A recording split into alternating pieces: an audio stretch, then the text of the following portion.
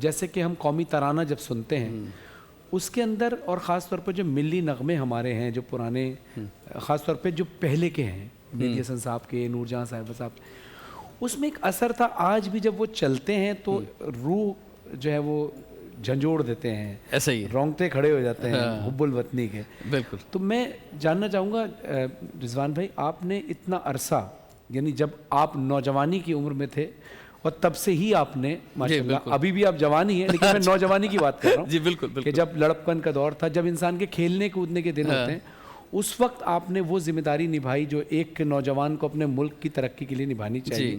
ان کے بارے میں جاننا، ہم نے آپ کے کافی پروگرامز، ہم تو بہت پہلے سے دیکھ رہے ہیں، جب ہم بھی نوجوانی کے تب قدم رکھ رہے تھے نوجوانی میں، تو ہم آپ کے پروگرامز دیکھتے تھے ڈفرینٹ کالجز میں.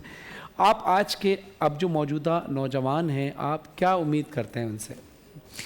دیکھیں، امید تو مجھے بہت زیادہ ہے آج کے نوجوان سے، اور کیونکہ ایک لمبا سفر ہے میرا نوجوانوں کے ساتھ، اور ڈفرینٹ جنریشنز میں نے دیکھی ہیں، اور ایک بیہیویئر چینج بھی دیکھتا ہوا آ رہا ہوں. خاص طور پر کووڈ کے بعد کافی تبدیلی آئی ہے.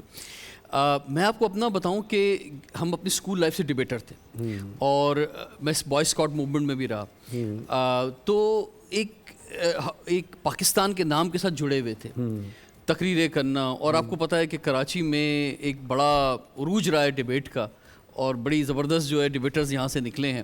اور ہم لوگوں کی بڑی خواہش ہوتی تھی ہر ڈبیٹر کی ہم ٹیلی ویژن پہ آ جائیں کسی طرح. اب تو وہ کریز نہیں ہے، اب وہ میں دیکھتا ہوں آج وہ کریز نہیں ہے. ظاہر پہلے ایک ہی چینل ہوتا تھا، اب ماشاءاللہ بہت سارے. اب وہ پرائیویٹ چینل میں جیسے ہی ہمیں موقع ملا، میرا ایک شو آپ کو یاد ہوگا کیفے ویژن جو آتا تھا، جی کیفے ویژن، اور اس میں لڑکے لڑکیاں بیٹھے ہوئے ہیں، ڈبیٹ ہو رہی ہے. تو وہیں سے، کیونکہ اس سے پہلے جب ڈبیٹ ہم کرتے تھے تو ہم نے بہت ساری ڈبیٹ کی آرگنائزیشنز بنائی تھیں، اور وہ جو دلیل ہوتی تھی وہ ان کے رد دلیل بھی ہوتا تھا. بالکل. وہ تو انٹرٹینمنٹ اسٹائل میں ہوتا تھا کیفے ویژن. تو لو میرج، ارینج میرج، اس طرح کے موضوعات، ایک ٹاپک رکھ دیا، ایک اس کے حق میں بول رہا ہے اور ایک اس کی مخالفت. بالکل. اور انٹرٹینمنٹ اسٹائل میں آخر میں سنگر آ رہا ہے. تو مجھے بہت سارے ینگسٹر ایسے ملتے تھے کہ یار یہ تو انٹرٹینمنٹ ہو رہا ہے نا، کچھ ایسا ہونا چاہیے کہ کچھ نیشن کے لیے کچھ کر سکیں. تو پھر وہاں ہم نے پلان کیا کہ ہم یوتھ پارلیمنٹ بناتے ہیں. اچھا. اور یہ پاکستان نے پہلی بار خیال دیا، یہ نام پہلی بار دیا. اور جب 14 اگست 2005 کو ہم نے اسی کیفے ویژن شو کے اندر اس کو لانچ کیا یوتھ پارلیمنٹ کو، تو مجھے کافی تنقید کا بھی سامنا رہا اس وقت کی حکومت کی سطح پہ کہ یار یہ تو ایک نیشنل پارلیمنٹ ہی ہوتی ہے، یوتھ کے لیول پہ کیسے بن سکتی ہے، یا کوئی اور نام کیسے رکھ سکتا ہے، کیونکہ اس سے پہلے کوئی ایکسپیریمنٹ نہیں ہوا. لفظ پارلیمنٹ سے بالکل کوئی اس سے پہلے کوئی ایکسپیرینس نہیں ہوا تھا، کوئی ایکسپیریمنٹ نہیں ہوا تھا.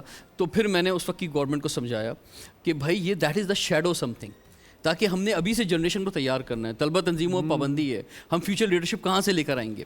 اور پھر اس وقت کی فیڈرل گورنمنٹ نے سمجھا، اس وقت کے پریزیڈنٹ جنرل مشرف صاحب نے خود ہمارے پروگراموں میں آئے یوتھ پارلیمنٹ کے، اور اس وقت سے ہم جو ہے حکومت کے ساتھ مل کر کام کر رہے ہیں لاسٹ 20 ایئر سے. تو یہ ایک سلسلہ جو ہے جاری ہے، آج بھی ہے.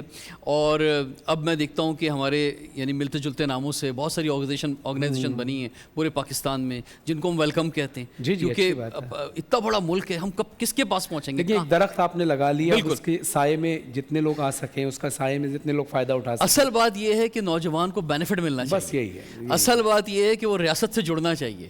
اصل بات یہ ہے کہ اسے پتہ ہونا چاہیے کہ میں جس ملک کا حصہ ہوں، اس ملک کی جو کرسیوں پہ لوگ بیٹھے ہیں انہیں میرا کوئی خیال ہے.